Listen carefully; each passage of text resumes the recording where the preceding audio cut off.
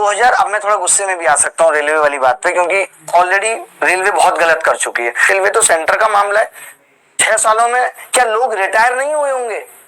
और ये इसे कहते हैं कि रेलवे में सबसे बड़ी भर्ती आती है। पता है, मैं बताता हूँ आपको, जब इससे पहले चुनाव हुआ था 2019 में, तो कोई और मुद्दा सरकार के पास नहीं था चुनाव जीतने का और लोगों का दिल जीतने का, तो बम्पर वैकेंसी निकालते। 2018 में निकाली, अब चुनाव आया तो हल्की सी दे दी। उनको लग रहा है इस बार रेलवे की वैकेंसी से ज्यादा फर्क नहीं पड़ेगा। क्यों नहीं पड़ेगा? एमपी में भी कहां पड़ा, कोई वैकेंसी नहीं आई, हम तो चुनाव जीत गए। राजस्थान में भी कहां पड़ा, नहीं पड़ा, कहीं फर्क पड़ ही नहीं रहा। तो सरकार को लग रहा है क्या यार, वैकेंसी निकाल, छोड़ो, कुछ नहीं रखा इन बातों में। लोगों के हाथ में तो खुरपे आ रहे हैं भाई साहब, उसकी तो चिंता करो। तो जितना भी हो सकता है शिक्षकों से भी और बच्चों से भी ये विनती है कि जितना सोशल मीडिया पर ट्विटर कैंपेन कर सकते हैं ताकि सरकार तक, रेल मिनिस्ट्री तक ये बात पहुंचे और रेल मिनिस्ट्री को जगाने का काम करे, ये काम हम लगातार जारी करते रहेंगे। बाकी हमारी टीम भी ट्विटर पे आप देख रहे होंगे पूरी तरह एक्टिव है और हम भी लगे हुए हैं कि ऐसा हो, बच्चों के साथ कभी गलत ना हो, क्योंकि ये जो बच्चों के साथ आज गलत हो गई, उनको 60 साल तक वो सफर करेंगे। अच्छी शादी नहीं होगी, पत्नी पूरी जिंदगी ताने देती रहेगी, क्या किया था तुमने, उसको तुम बताओगे कम वैकेंसी आएगी तो कहेगी 2018 में तो बहुत ज्यादा आई थी, तो तुमने क्या उखाड़ लिया था। तो पत्नी के ताने भी जिंदगी भर सुनने। फिर बच्चों को 2 बार पढ़ने के लिए बोल दोगे बेटा पढ़ ले, तो कहे तुम तो बहुत पढ़ गए हो।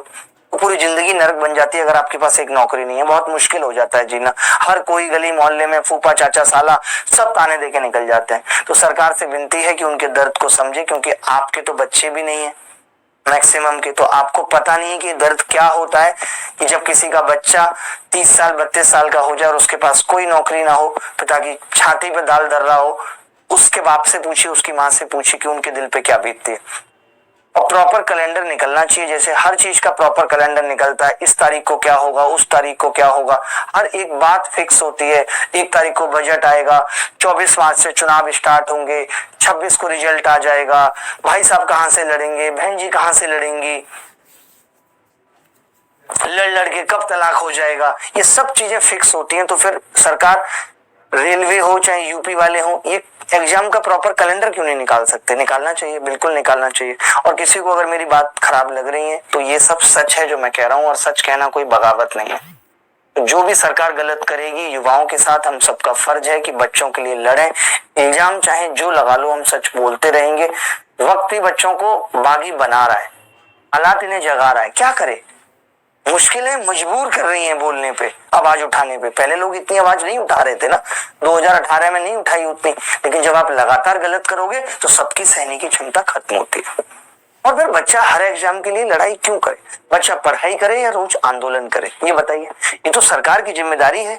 सरकार को हमने चुन के भेजा, उसकी जिम्मेदारी है कि वो सही समय पे अपनी इस प्रजा का पूरा ध्यान रखे। जिसको नौकरी दे सकते हैं उसको नौकरी दे। हर आदमी हम उठाए कहते हैं नौकरी की जरूरत क्या, आत्मनिर्भर बनो।